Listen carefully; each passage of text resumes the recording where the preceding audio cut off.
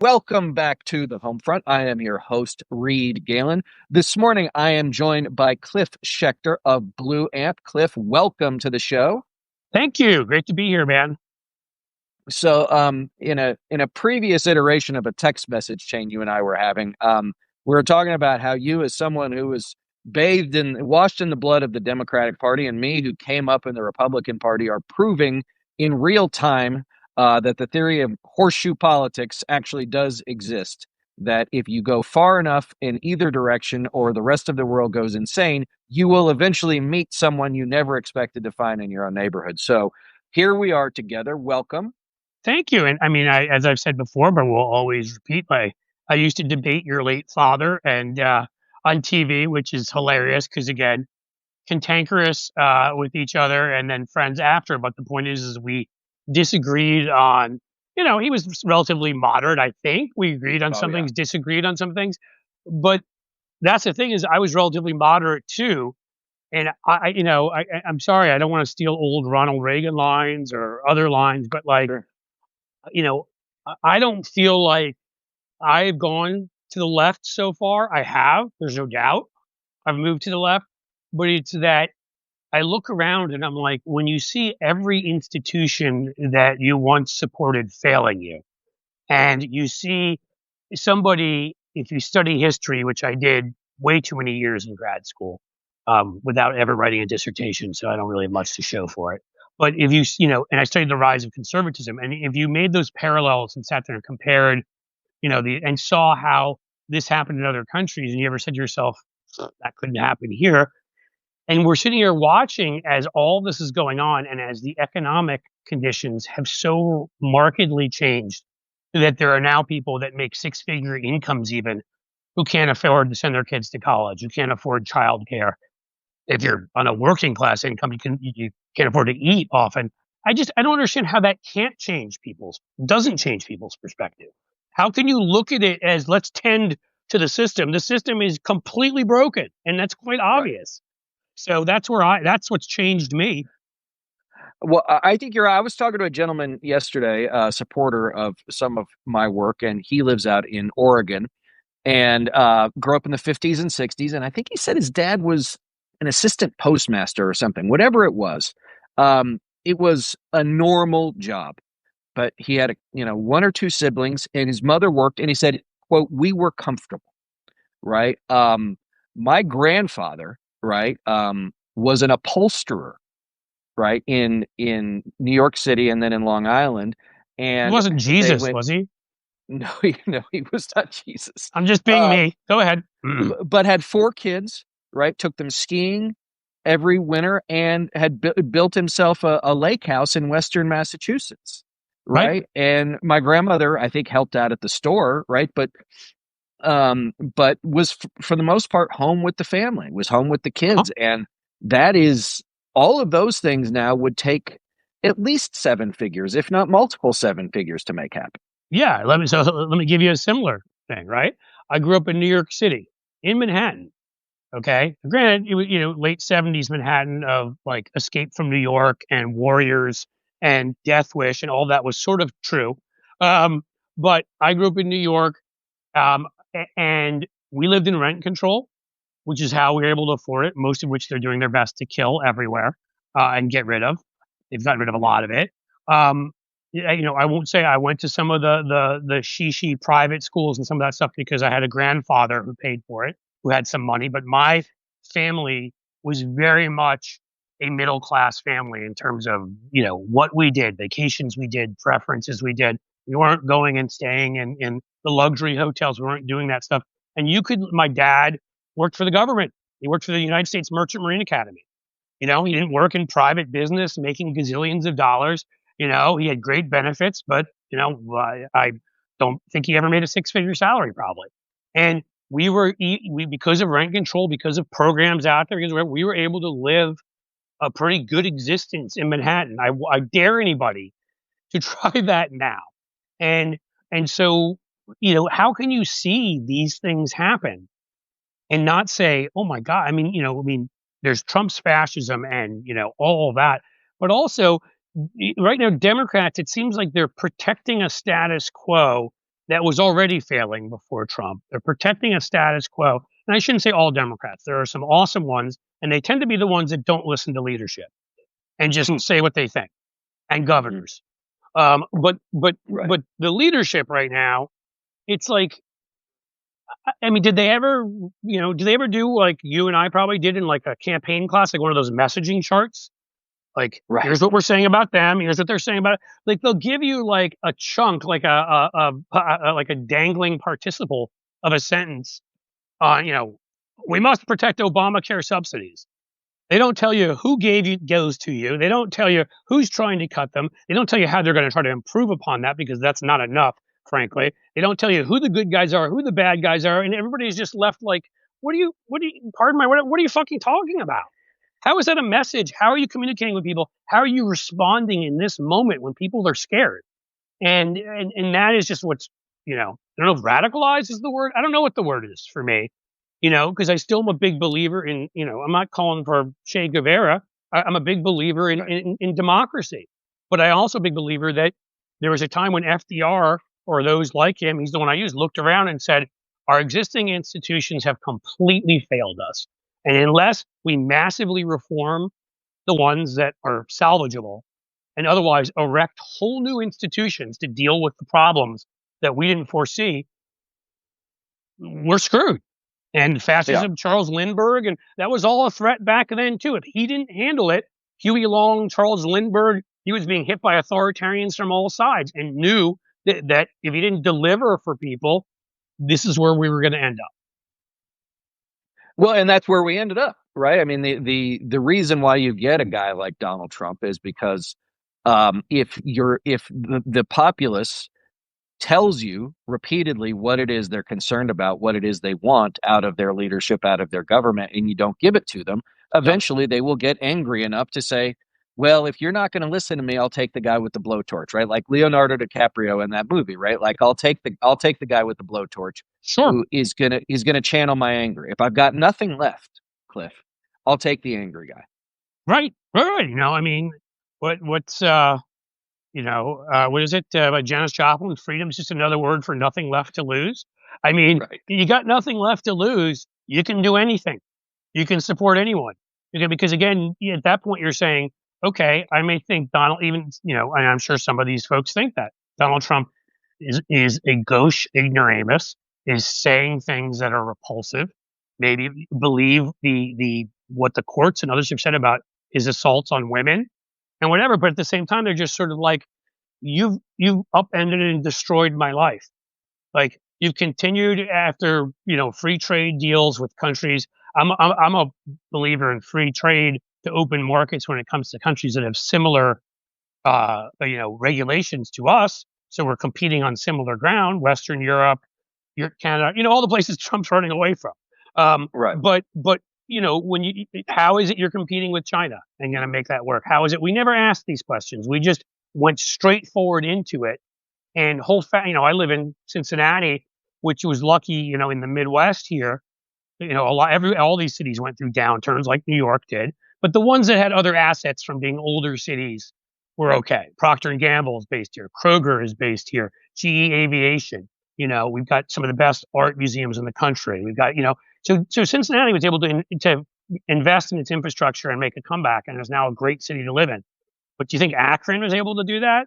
Or do you Right. think, Youngstown was able to do that? And I could list 50 others most people will never have heard of. They're smaller than those. These factory towns, Bucyrus, Ohio, that used to have a factory. Everybody worked at. You drive through it now, it's dead. It's boarded up. It's gone. And how at some point do you not expect people that when that becomes their lives, that they're not going to react in this fashion and just say, burn it all down? Because it's already been all burned down for me. So why not just screw it all? So It feels a little bit, let I'll me say ask you quickly, this. like the movie Falling Down. I'm going to be honest Yeah. with you. Right. Yeah. Sure. Go ahead. Yes, an old pull, but a good one. A gentleman has I think he gets laid off, right? He's Yep. got nothing left to lose, and he rampages around Los Angeles for a day. Oh, Very dystopian. But again, I think the oh, the yeah. worst the worst sort of black reflection, dark reflection of what could happen to somebody if they feel like they have nothing left, if nothing matters, and then you multiply that by a couple 100 million people, Right. and you Well, he know, keeps saying it in that movie. I don't want to, but like to me, why I brought that reference up is he keeps saying they told me that if I went to these schools because he's overeducated, whatever, and they told me if I did all of this, I would be set for life. I would have a job. I would, and he's this overeducated guy. What does he say? Overeducated, but under I don't know. He has a line for it, but point being, he can't find a job. He's been fired from his defense industry job. He can't find a job, and to me, that is what we're looking at writ large, as you just said, which is people were told play by the rules, do this, and you'll get your American dream, and they did all of that, and now they're staring into the abyss with their kids perhaps hooked on opioids because they have no other options. There's no jobs in town. They don't have health care because we never made sure to guarantee that to every single American, like every other Western nation. We failed on so many fronts. And then of course Donald Trump has just put it all on speed dial and just moved it at 1,000 miles per hour. right. So we were texting right before we started this morning. Rui Teixeira in the Liberal Patriot, also here on Substack. I know a gentleman you've known for a long time. I just The laughed because headline we here, co-wrote an article back in 2003, two, show how old I am, like when I first moved to DC. So, hey, Rui, but go ahead. Go with right? what I mean, But the headline they had here is quote: White college voters say they'll vote Democrat in 2026 by 16 points, a two party vote, while white working class voters favor the Republicans by 34 points. That makes for a 50-point class gap among white voters. And that's what I have seen just, I mean, I've been gone from the Republican Party more than a decade now, but in the 6 or so years, Cliff, that I've fought alongside Democrats and I've been out on the road talking to people, that's, if when I go from a donor event on the Upper West Side to Upper Bucks County, Pennsylvania, these are not the same people. no, They are not living in the same world. They have no conception of one another. And the people in Upper Bucks County are they don't even, the people on the Upper West Side don't appear like the folks in Upper Bucks County. The people in Upper Bucks County know it and want nothing to do with their worldview, if that makes sense. no, it makes a lot of sense. And as somebody who, um, again, was probably again as a middle class. I'm not claiming poverty, but funny enough, as a middle class kid at one of those types of private schools, like where Jeffrey Epstein taught at Dalton, and some of these places I didn't go there, but I went to another. Went doesn't anybody can look Mm-hmm. it up. I went to Horace Mann, which had a similar Epstein type scandal. And James Murdoch was like 2 years or a year behind me. I mean, these are the kinds of people we're talking about. And I always felt like a little bit of an outsider, right? There are buses that would go down from like where Horace Mann was in Riverdale, the nice part of the Bronx, and below 59th Street, like if people know New York, the Upper East and the Upper West Side was where everybody lived back then. That's changed. Who had money, and then you'd get below 59th Street, and there'd be like 10 of us left. And so I felt like Right. was I, again, I'm not claiming poverty, but was I a bit of an outsider? Yeah, I wasn't like, should we go to Gstaad for a ski vacation, or should we? That wasn't the family I grew up in, and so I Right. saw these people, and I would tell you from seeing them then and now, they have no. It's not even just that they despise them. Some do, I think, but a lot of others, it's that they just have no understanding. They have no notion that one could ever live like that. It's a storybook fairy tale to them. It's never been reality. Maybe it's the guy that comes and fixes their house or plumbs their toilet or does whatever they have to talk to for a little while. But this is not somebody who are people who, in reality, that they've spent much time around, and they just have no understanding of you worry paycheck to paycheck, like you're concerned about the snap cuts, meaning your kids may not be able to eat lunch. They can't even conceive of that.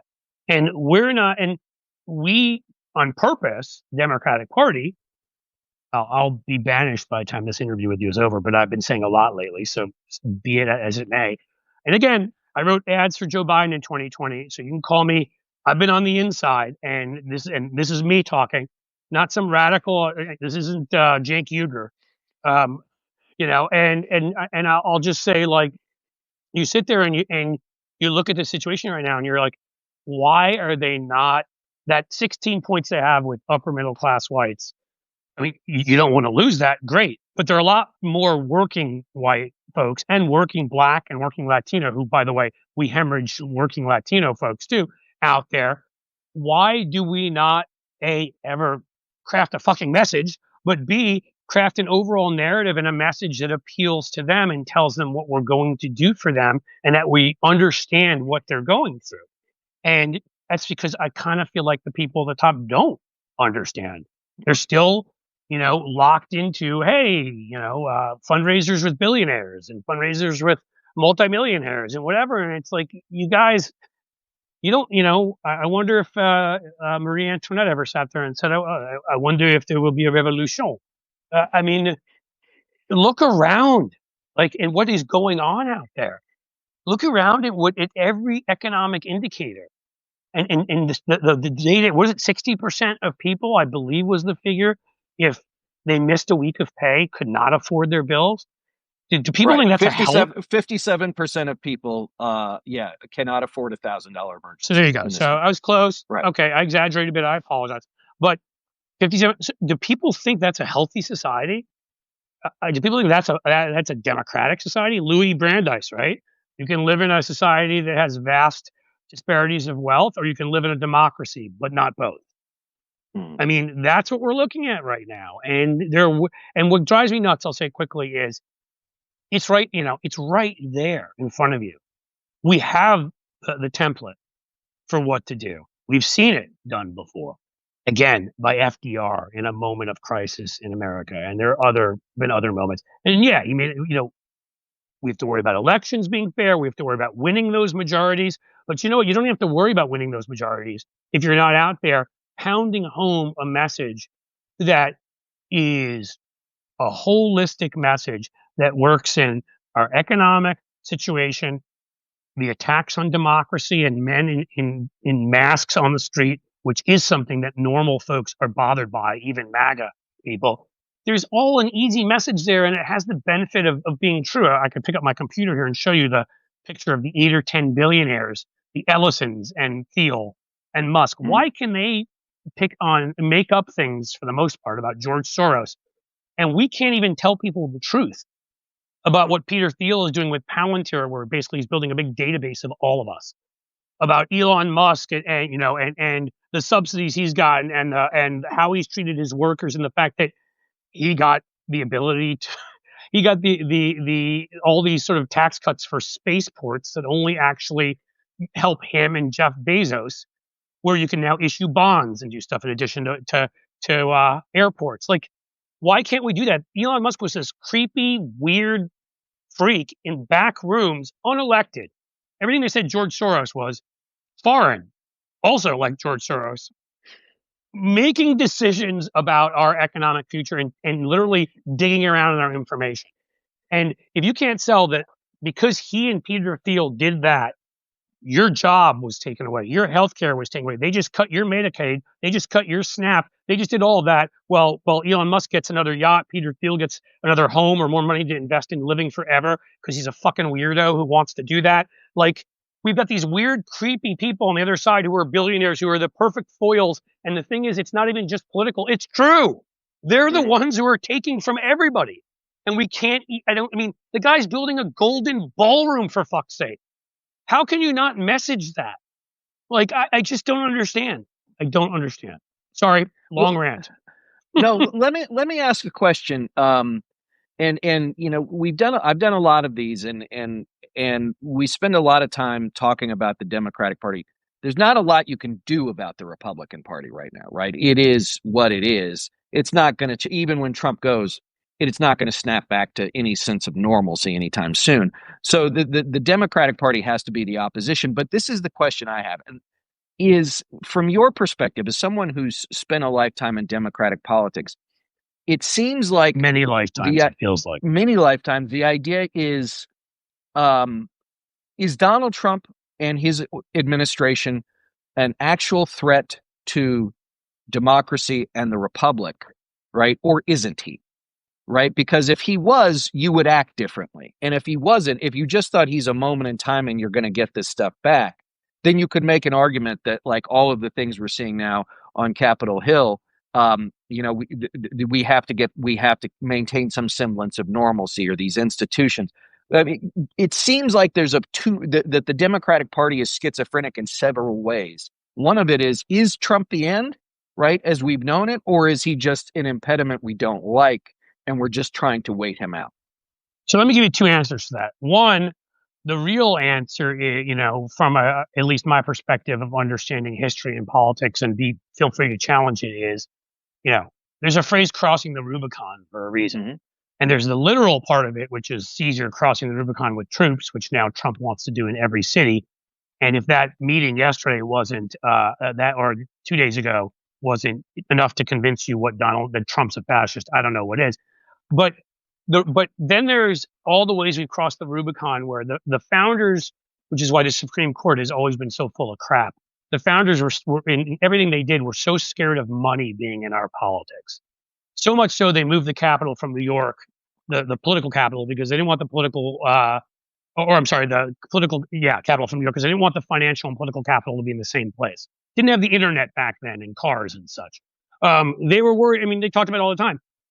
The emoluments clause is, when you go over a red line and then it's okayed by the people around you, it's hard. You can't put that genie back in the box. So whether we do get Democrats back in the future or Republicans, on a realistic note, does the Hatch Act exist anymore? Does the emoluments clause exist anymore? Does posse comitatus exist anymore? I can go on and on through these things that used to be taken for granted, and now I don't know that any president will respect them again unless we have that kind of creating new institutions. But on the So, second, may I interrupt for a yeah, sec? Because that was something when you were bringing up Teal and Palantir. Do you believe that, let's say that we get to 2028, we have a free and fair election, if, star, star, star, would any of them say to Peter Thiel and to Joe Lonsdale and to that weirdo Alex Karp who runs Palantir, your contract's over, you're done? would any of the Would they do that? Democrats? Yes. I'm not convinced they would. Not the current leadership. There are Democrats if they could take over, but like we've seen it again and again.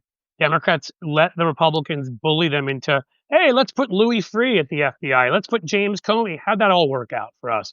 We're always bullied into thinking we need to. I mean, some of these voting machine companies, and let me be clear, I'm not sharing conspiracies about what they did, but just for the a purity of propriety, would you want a voting machine company that had given huge donations to the Republican Party and executives speak at their events? Does that seem like a smart thing? There's so many things that when Democrats have come into power, they haven't ended.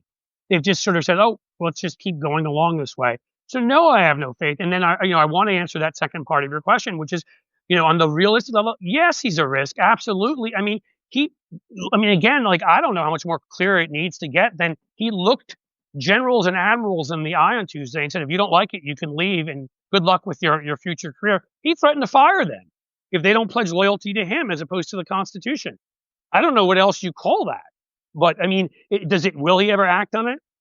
Donald Trump is Donald Trump. He is a moron. He says everything that's on his mind. These things are all true about him. But you know what? Hitler was a buffoon. Idi Amin was a buffoon. Gaddafi was a buffoon. We can go through a whole list of them, and they still managed to murder lots of people. You can be a buffoon and still be such a buffoon. You don't have any self-awareness that you break down all sorts of walls that were there, and you have crazy people around you. See Russell Vought and Stephen Miller and whoever who are encouraging you to do that.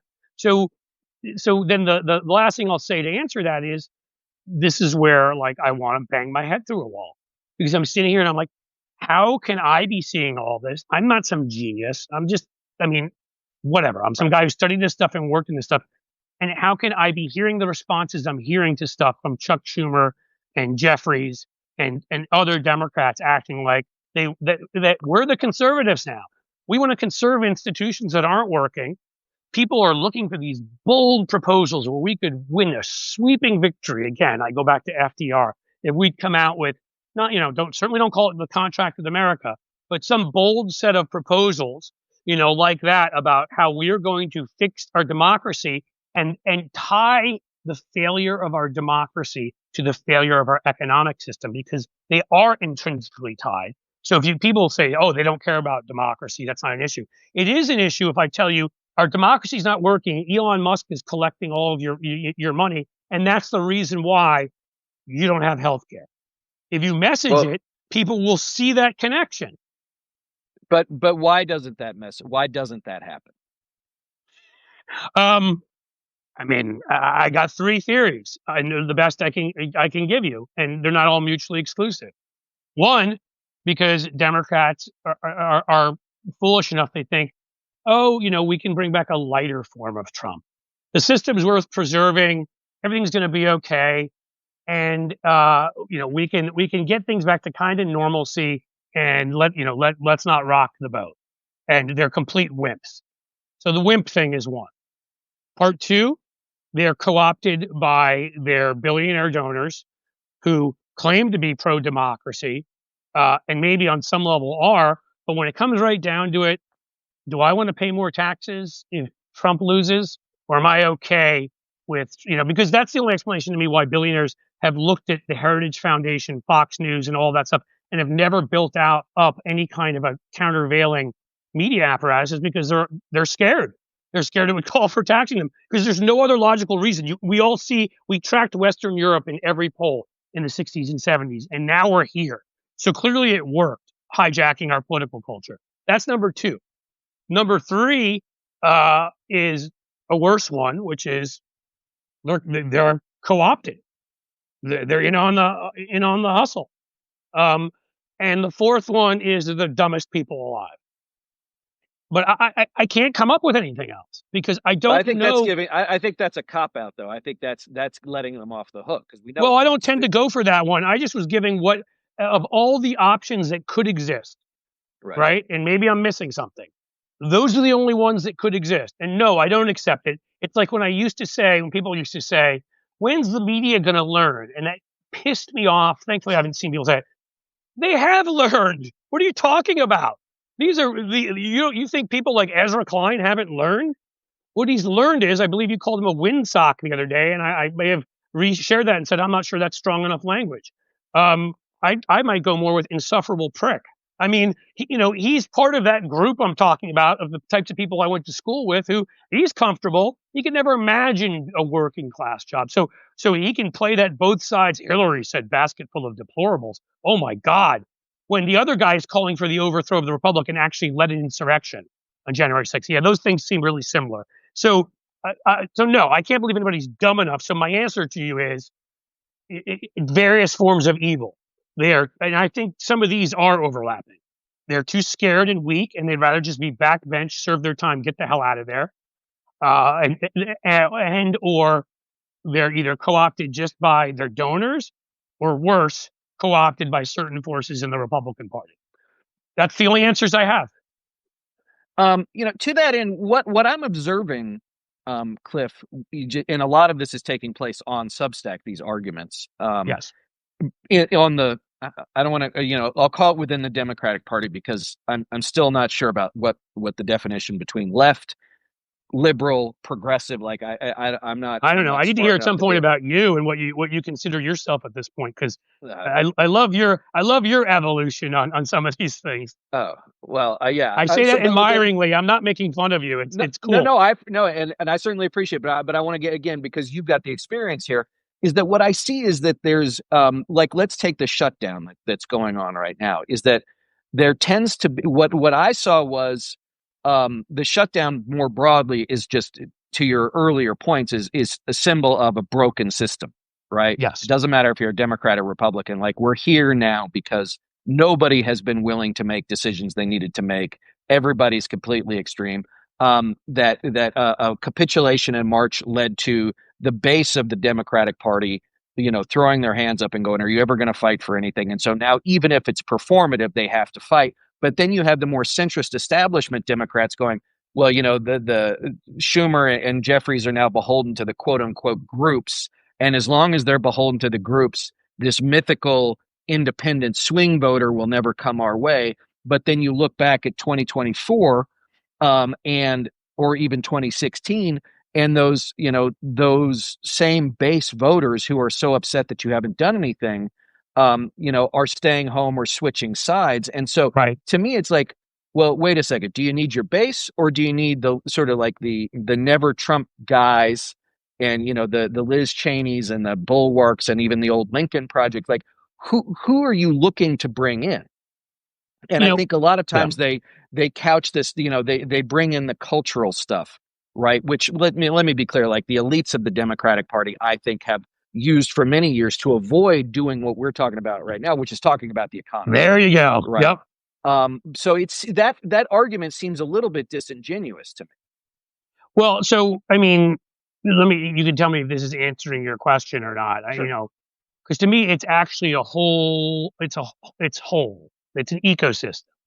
So what happens is because we won't offer a message that puts working folks first, that puts the interests of people that are either middle class, working class, and the kind of America we want to have and fight by leading with those programs, that creates a huge power vacuum, right? And we got no messaging coming out from our leaders except for band-aids for the most part. There were some good things. For example, when Biden was back in office, there are a number. I mean, again, making sure there was a minimum corporate tax rate. Of course, we never messaged it well, which is more frustrating than ever. We did some populist things.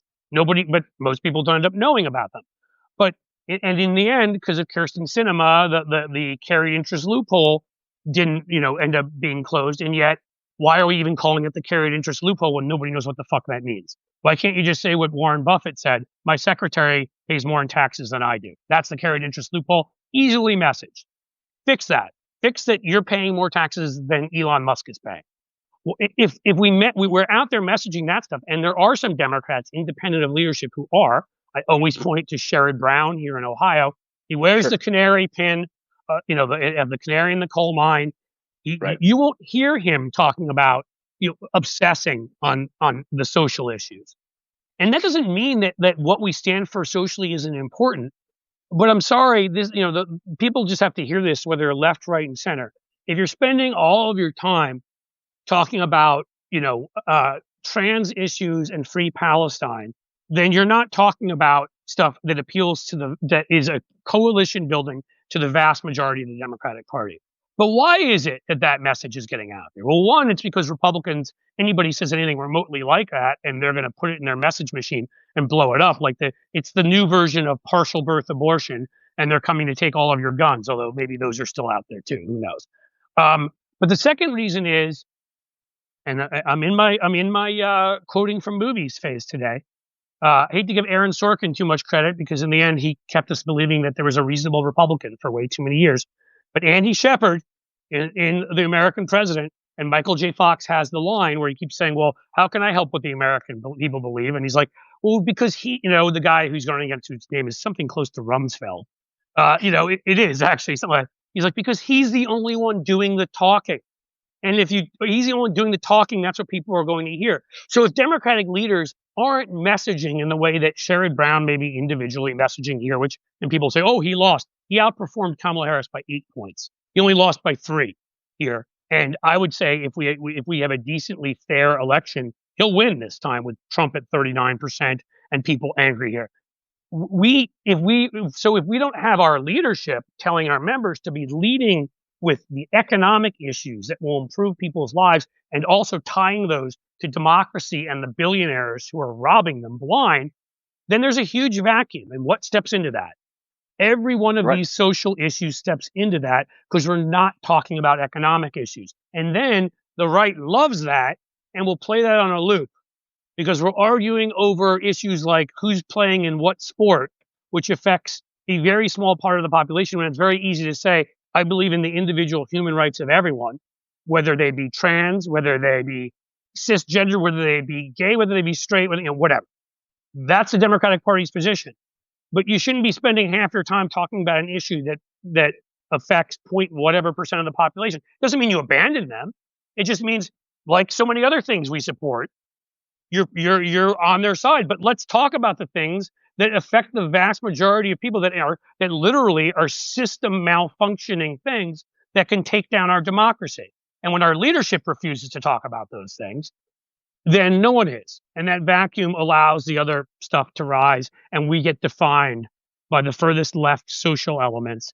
And frankly, they even grab those and start lying and start, saying bullshit like post-birth abortion, whatever. I'm like, yeah, that's not a thing. That's called murder.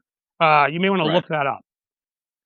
But again, but this is where to me you have this odd paradox, which is you talk about the culture warriors on the left, okay, but again, as I said a minute ago, Cliff, it also seems that the economic elite on the left are willing to stoke that fire because they probably live in the same place, right? New York, D.C., L.A., No, that's wherever it is. absolutely true.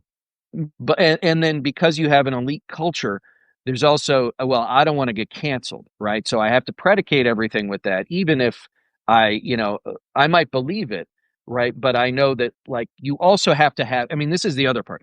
You as a political party, you have to have a big enough umbrella that more people can live underneath, Correct. right?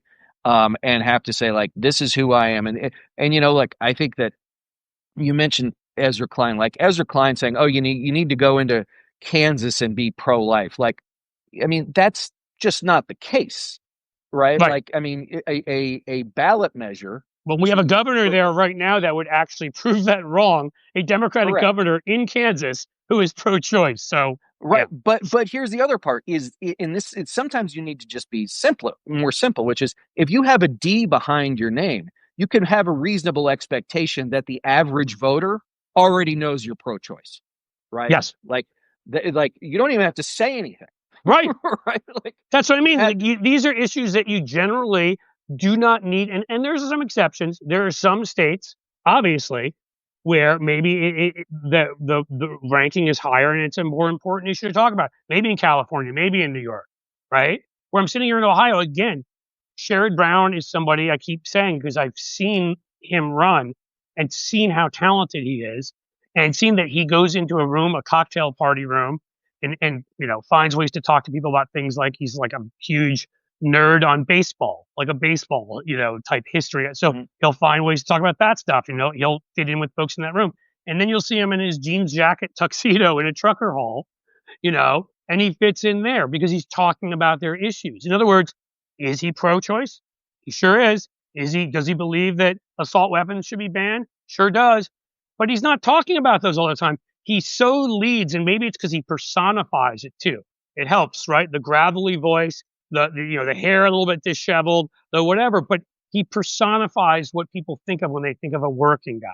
The way John Tester did with a farmer, and everybody else was like, "Oh, you're picking another guy that lost." He overperformed by even more than Sherrod. He overperformed by 12 points in Montana. He just couldn't overcome the 18 or 19 that we lost by. But I can give you many more. Mallory McMorrow in Michigan, and they're trying to push her aside for one of these donor-friendly candidates. But yeah, Go ahead, can I use that example? Like I've interviewed go for it. McMorrow several times. The last time I saw her was like how bougie is this in a green room at MSNBC, right? So like I am not absolved of my own elitist sins. And so I've We, taught the world of we've all been in those her. bougie green rooms before. That can't be a sin because you're getting your message out. My rule is, what was the old line? Like, as long as we can, it has some stuff in there that I probably can't say, but something about take their money and do something with their women and whatever and Yeah, vote against them. Jussie Unruh. Yeah. Yeah. Yeah. If you Well, can't, yeah, it was who was the speaker of the California legislature. He said, if you can't take their money, eat their food, drink their booze, sleep with their women, and still vote against them, you shouldn't take the money in the first place. You shouldn't be in right. politics. So my belief is if I ever start kissing MSNBC or CNN's asses to get on, that's what I promised myself. If they decide I'm worthy, I used to go on all the time. I don't care anymore. I'm not gonna like not talk about what a joke corporate media is and what a joke it was for them to push out Matthew Dowd and things like that, so that they'll invite me back on. So let's get back to what we're talking about. But my point is, But if you can insult them, but you're good. yeah, but like the McMorrow example, is a great one, right? She's a star. She has natural political talent, Huge which is charisma. which is not a normal thing, right? Most Nope. people don't have that. Nope. She's a great Michigan story. And then is it Haley Stevens? Is that her name? I think Yep. is clearly like being pushed hard by the DCCC and leadership. And I'm just like, I don't understand. Like, why? Why are you doing this? Right? I Right. mean, and I understand they want their own person. Look, and let me just say this as an aside, just because it happens on the Republican side too. I worked on a campaign back in 2014 for a moderate Republican out in California, and our guy wouldn't use the media consultant that the NRCC wanted. And you know what? When that happened, they didn't send us any more money. They Of didn't course. help us anymore. We lost by like 1,000 votes. It was a winnable race, but they would rather have somebody that was going to be in the fold and do everything they were told. Yep. And if they couldn't have that, they didn't want them Remember, going. that's the To Democrats me, blackmailed people that were willing to work for challengers for a while. Where they right. said, if you work for a challenger, we won't. Not that this is a challenger because it's an open It's race, an but open in seat. cases like that, um, but no, I mean, this should be the most obvious layup in the world. Like she went viral when she was what I forgot, state house or state senate, Hmm. because of how State Senate. charismatic she is, because of the speech she gave on the floor. She should Right. be. I mean, again, if you're trying to collect political talent and your goal is to win, she's who you go with. But the problem is, again, they want to have their cake and eat it too. Then that's why I feel like, my answer to your question before is I don't really believe that most of them, there may be a couple here and there, but for the most part, any of them are co opted by Republicans. But I do believe they are co opted by the donor class. And it's like, let's get somebody safe who, will advocate for maybe higher taxes by a couple of points, but, isn't going to go for that crazy 70% tax, on all income above 10 billion that AOC talked about. I'd make it 90%, but that's just me. You got to start Oh, somewhere. you mean like Dwight Eisenhower did? Yes, 91% at the height. That leftist freak who led our victory in D-Day, Dwight Eisenhower. Um, yeah, I always love that one when Republicans are like, "We need to go back to the '50s." I'm like, "Oh, really? We do?" Because I We have some should. news. I got some news for you on some of the economic things. Um, I mean, yeah, I mean, we're at an absurd point. When we're at a point in society where you've got Americans with how many figures is it when you have over 100 billion? 10, 11, 12? Right. I don't feel like doing it Yeah, right now. Musk just The math. became the first $500 billion man. Again, to me, Elizabeth Warren's wealth tax was at the very, I think for everything above 50 million, you take 2 or 3%. That should be like the starting point. And Elon Musk should, even if you wanted to say 10%, even wanted to say people at $10 million and above get taxed at 70%, like AOC is saying, okay. But then I would say at 25 million or whatever it is, you're getting taxed at 95% because that's what we need. Remember, we built the Hoover fucking dam. We went to space. We did stuff. Do you remember that America, the one we were proud of, the one that didn't question vaccines but invented them? That America. Like, do you want that America back? That's what being great is, and that's what's driven me nuts. Taking the country apart and giving the spoils to billionaires does not make your country great. It makes your country suck. It turns your country into countries that we have not wanted to be for our entirety. What makes your country great is actually being able to look at a chart and say, "My God, we're one of the top ranked in education and healthcare, and we're going to Mars and not in Elon Musk's freaking ketamine fever dreams, but in actual reality." And I hate him, so I'm going to say stuff like that. Sorry. And that's what in the end is what America should be. That's America being great, not a couple billionaires being worth hundreds of, not Jeff Bezos and his new wife.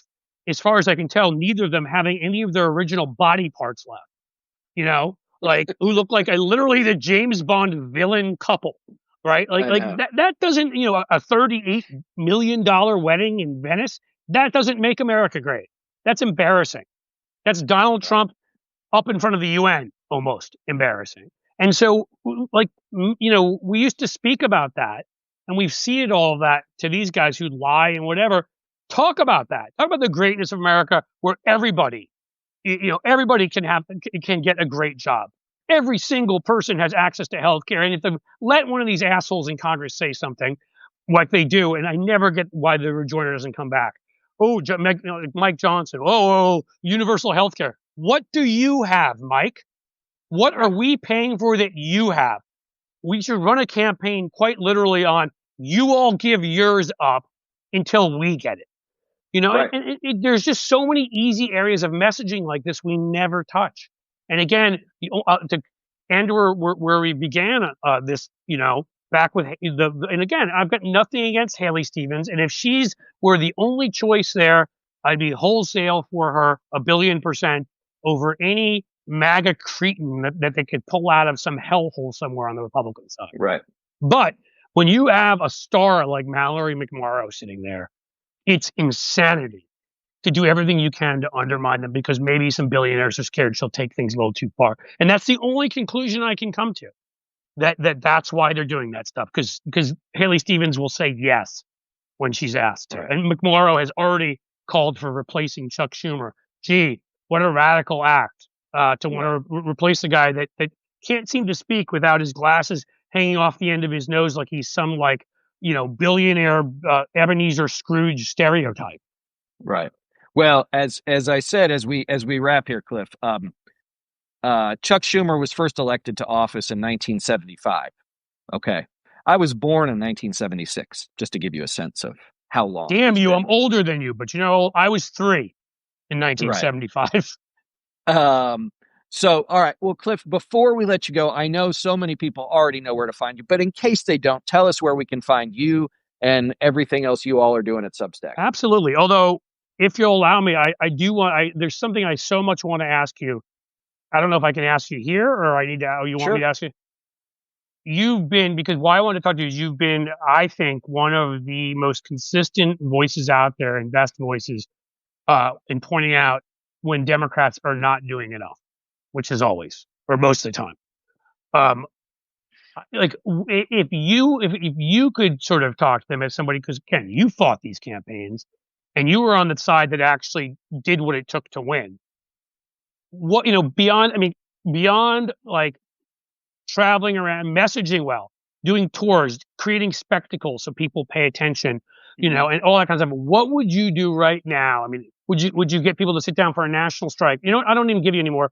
If you can even just tell me in 1 minute, I know it's your show, but I got to know because you've spoke so well, but I don't feel like maybe I haven't read the right piece of yours. You've put it together into an overarching theory of here's what they should be doing. It's a great point because I don't think I have. I've got pieces of paper all over the place, that I need to put Me in too, words. man. But for me, what it starts with is far more fundamental. So let me tell a quick story, and then I've got to run. Yeah, I'm Is sorry to keep you. I just have to know No, this. no, not at all. No, and thank you for so much for coming on today. Is Sure. after the Lincoln Project, really got off the ground, we'd go to these events, and Democrats would say, "How come you're so good at messaging? What is it that you guys do? Why is it that we can't do that?" And I said, "Tell me what you believe in, and I'll give you your message." And they'd all sort of look at each other. And I said, "The problem, guys, is the what you believe in is that you're better and smarter than other people, and it comes through in your messaging." Because it's either hollow, over someone's head, or does not speak to anything that they care about, right? So, what do you believe in? Well, if you only believe that each of you sitting at the table is smarter than everybody else, and you should be the one to carry the message, then it all comes through. And then the other part is, again, you have to like yes, I mean, look, we've known plenty of candidates who you can program and send out on stage and are plenty good, right? But if you're going to say, what, as a messaging function, Cliff, we're Yeah. not even going to try and come up with something we believe in here or in here. We're just going to give it all to pollsters, focus group moderators, and whoever the next data freak is, right? And hope that the HAL 9000 will spit out something that's going to convince enough humans I to think vote that for changed us. its name to Nate Silver, but yeah. Okay, fine. Nate Silver, No, whoever it I'm is, just a right? jerk. Go ahead. Mm. But like to me, that you can tell, like there's no heart, right? Last year we were invited to test some ads with some testing group, and they're going through this stuff, and they said, okay, and then they're going through the whole rubric, and they said, and then we have the blowback score. And I'm like, well, what's that? And they said that's the score that shows how upset people get when they see an ad. And we started laughing, and they're like, why are you laughing? We're like, because we want our blowback score to be 100. Yes. Right? Like They'll that's what remember we it. want. They'll remember it. We want them so affected by 30 or 60 seconds, right? That like it changes their mind because otherwise, what are you doing? Right. Right? Because like changing a mind doesn't start up here, it starts down here, No, right? And then we use our brain to rationalize why we made the decision. But if you're going to only decide like that, well, we input all these data points into something and it spit it back out and said this is what we should spend $3 million in broadcast television on Grand Rapids for, and then you can't figure out why it doesn't work. Like, whose problem is that? Right? That's yes. your problem. That's not the voters' problem. The voters aren't stupid. The voters saw through it. No, That was the you problem. couldn't create something with any heart because you didn't have any heart in this. But Yeah, because you don't spend any time in the places where these folks live and where they're, as I came up with this last night, I'm going to keep using it, where they're working on what I call America's treadmill, which is they're walking and working, and that's somebody actually else, very well put because, yeah, and Elon Musk is sitting there pressing the speed up button and the incline button, and you're having to work harder and harder for less and less. And by the time you look, you're holding on for dear life, you're exhausted, and you're further back than where you started, yes. right? And until and unless the first thing I do is you have to acknowledge that, right? And not in some like, I feel your pain kind of way that Clinton could get away with because he lived that life, right? He No, I actually mean, lived that life. So he yes. could speak of it, right? Obama, Most too. people, They came from more modest backgrounds originally. And I think that, well, Obama, I think the challenge was, I mean, being an interracial child at that point in time was going to bring its of own set course, of challenges and make you always feel like an outsider. but they were also both incredible politicians, No, I mean, they're two of right? the most charismatic speakers of the last Um, 50 years, I would say. yeah, and so they had that natural ability. What they did with it is another story for another time. But so for me, is Well, like yeah, and that's the last piece is that the Republican Party, for all of its bad things, right? It has managed, even as it gets rid of these beliefs, right, to say we're still the party of small government, lower taxes, it's and amazing strong national because they security, repeat it again right? and Like, again and again. Yeah. right, and they've been doing it for 60 years, 70 years, whatever it is. And so now, like, even Republicans who don't like Trump say, but at least they're still for these things. Right. Now you have Democrats going, what am I supposed to be voting for? Tell me what it is. Like, what are the three things? And Right. I And and nobody some can of us have tell been you. searching for those for a quarter century, and not searching as in we can't find them, searching for why we don't do those things, Right. which is insane. But the thing again, if you have to go, you have to go. The thing I really want to know, because there are a couple times I was impressed by a speech somebody gave and thought it shared messaging and was good, and I get a message from you. It's not enough. You know what I mean? And so I guess do you think there are actions that should be taken, and if you're not ready to talk about that, or you haven't, you're not whatever, I don't want to put you on the spot. I've just been curious as hell because you're a smart political Um, thinker and maybe you've got ideas that I am lacking. no, there are, but let me do this. Why don't I have you back on soon, and we can go through this because you're right, and this is a very good point, Cliff, you make, and I think that anybody who's been in the comments that I can't see has said all you guys are doing is complaining. You're absolutely right. We should stop complaining. We should start offering solutions. So yes, that's what I have been trying to do with it. And there's another group of people that I've been working with about this stuff because here's the other part is like if we're in a time of crisis, right, use that as the opportunity to open the aperture of discussion, of creativity, of belief, of thought, and say, okay, we know this isn't working. So Yep. what are we going to do? The And anybody FDR who says, moment, no, as I no, no, said, no, no, we we have a can't, moment to do it if we right. do it right. Anybody who says, no, no, no, we can't do that. Okay, like you can go sit over there, right? Like not if you don't want to be invited to the party, don't come. Right. That's Well, fine, right? Like I don't need all of you. I need 33.3% of you, right? And that's a good start. I'll get there. And if you don't want to come to the party, that's fine. But let me just be clear: like there are a whole bunch of people who are looking for leadership. They're looking for there's someone who shares a belief, who just needs to expound and illustrate that belief, and says, "Yes, that's what I've been looking for." And until and unless we can start to do that, you're going to have more people say, "Well, it doesn't matter anyway. I got three choices. I got Republican, I got Democrat, and I got my couch. At least my couch is comfortable." So, well, we know how JD Vance feels about the last one. So, oh well, uh, listen. This is a family show, Cliff. This is a family I'm show. sorry, but listen, thank you. You stayed on 5 minutes extra for me because I've wanted to ask you that stuff. I'll talk to you offline about some other things, and maybe we'll do this again. I so Awesome. appreciate you having me on here, Reed. Are you kidding People me? want to No, of course find you me. did me the favor. Oh, I enjoyed this. If people want to find me, I'm on this particular app at blueamp.co. That's blueamp.co. We actually at 2 p.m. have our show amped up with it's ex Republican Day with Joe Walsh, so that should be Oh, fun to talk about the shutdown. I'm sure he'll have some things to say. And then Cliff's underscore edge, and that's where you can find me on YouTube. And that's the deal. And Reed, you're awesome. Thank you for having me on, man. no. Thank you, Cliff. To everybody who's fasting, I hope you have an easy fast today. Yes. Remember, as Jon Stewart said in his great stand up 30 years ago, for non Jews, even in sin, you pay retail. So thanks, everybody. Have a good one. Well said. Take care.